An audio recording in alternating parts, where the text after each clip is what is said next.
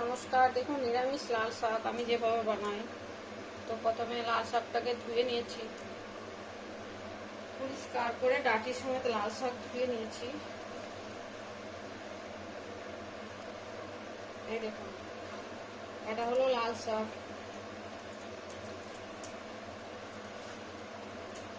এটা লাল শাক,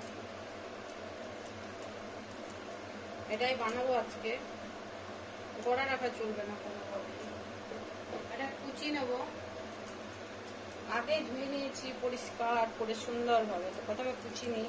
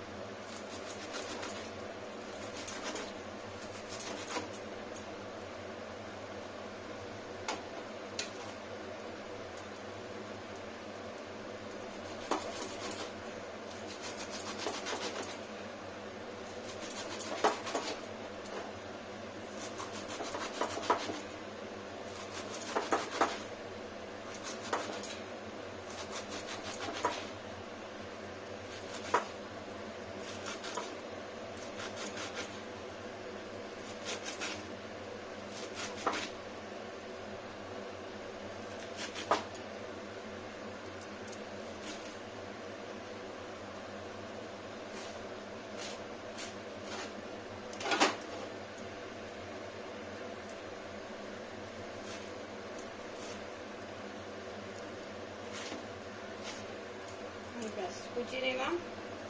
এবার আর একটু ধুয়ে নেবো, একটু জল দিয়ে আরেকবার ধুয়ে নেবো, একটু জলের ঝাড় দিয়ে নেবো।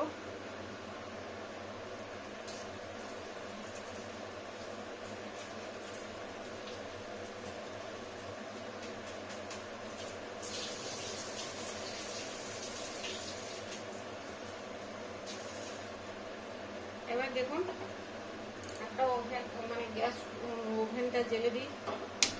এবার কড়াই বসিয়ে দেবো, কড়াই বসিয়ে দিলাম।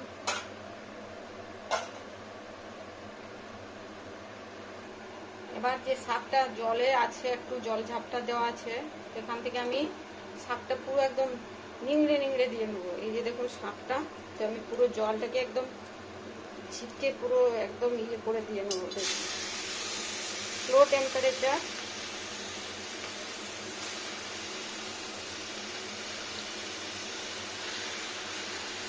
আগে ধুয়ে নিয়েছি পরিষ্কার করে একবার, তারপরে রুচির জন্য আরেকবার কাটার পর ধুয়ে নিলাম, যাতে কোনো রকম শাক জিনিসটা খুব রুচির ব্যাপার, জানেন তো। শাক খেতে যারা পছন্দ করে তাদের শাকটা একটা রুচির ব্যাপার। এবার স্লো টেম্পারেচার একদম ডাউনে এটা ছেঁকে নিয়ে আসি।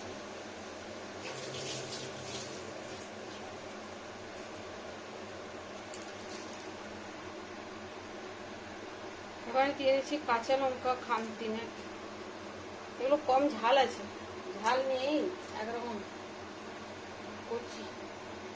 আর এটা হচ্ছে লবণ, টেস্টির জন্য এটা অনেক কমে যাবে। লবণটা দিয়ে দিলাম, এবার ভালো করে ওলট পালট করে ঢাকা দিয়ে নেব। এটা পুরো লাল শাক নয়, লাল শাকের পরে নেক্সটটা, মানে একদম সেই ডিপ লাল কালার যেটা, সেটা নয়, একটু লালে সবুজে আছে। ভাই শাকেরও কীটনাশক থাকে, ঠিকঠাক করে কিনতে হয়।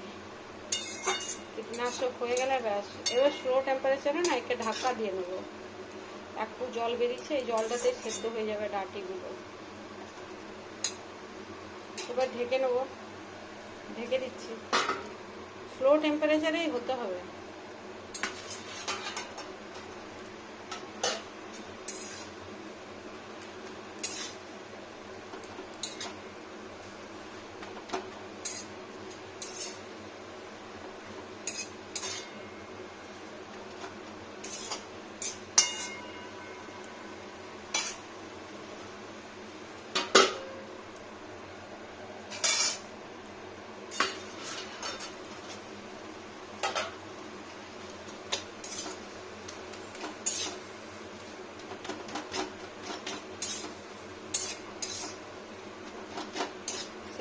থাকে ডাঁটিটা।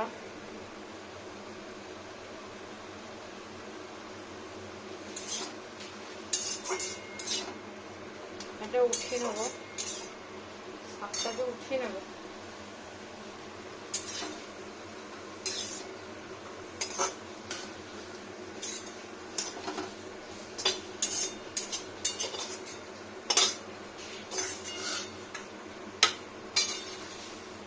শাকটাকে উঠিয়ে নিলাম।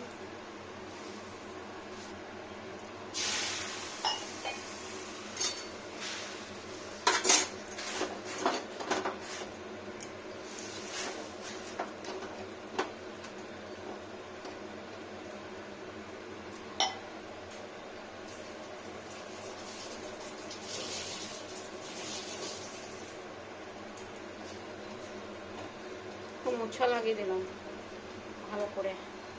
এবারে সর্ষের তেল,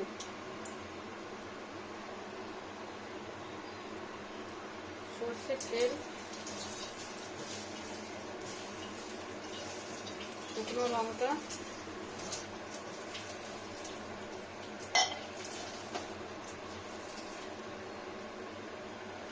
এগুলো হচ্ছে লাল বাদাম, চিনে বাদাম আর সর্ষে। এটা হচ্ছে সর্ষে, রাই সর্ষে যাই বলি।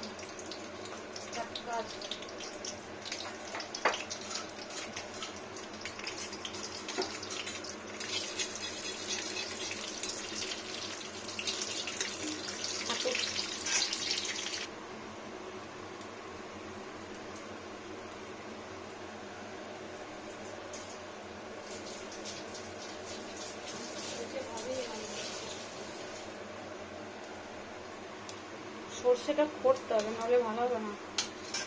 বাদামটা হয়ে গেছে, চলো সুগন্ধি বেরিয়ে গেছে, এবার দিয়ে নেবে। এটা দিয়ে স্লো টেম্পারেচার করে নিতে হবে। ভাজা ভাজা লাল শাক ভাজা।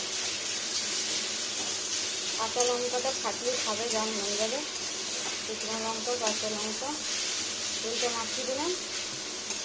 স্লো টেম্পারেচারে 1 মিনিট একবার রেখে দিই একটুক্ষণ। দেখুন এরকম তেলটা একটু মাখা যাবে, একটু থেকে যাবে। ব্যাপারটা পুরো ভুলে গেলে আবার উল্টো করে দেবো। এবার দেখুন উল্টো করে দিচ্ছি এই পাটটা।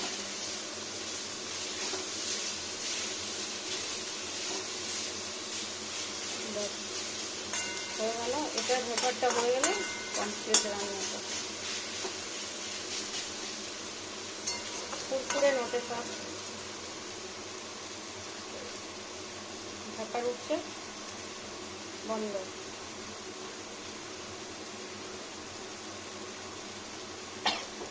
সুন্দর হয়ে গেল। বেশিক্ষণ রাখা যাবে না গরম কড়াইয়ে, দড়ি দড়ি হয়ে যাবে। আটা একটু ফলো ভাব থাকবে, সেটাই ভালো হবে খেতে। এবার উঠিয়ে নিচ্ছি। দেখুন এটা হলো লাল শাক ভাজা। এটা সবাই করতে পারবেন, কিন্তু শুরুতে জলটা নিগলে দিতে হবে, নাহলে খুব গলগলে সেদ্ধ হয়ে যাবে, ওটার কোনো টেস্ট থাকে না।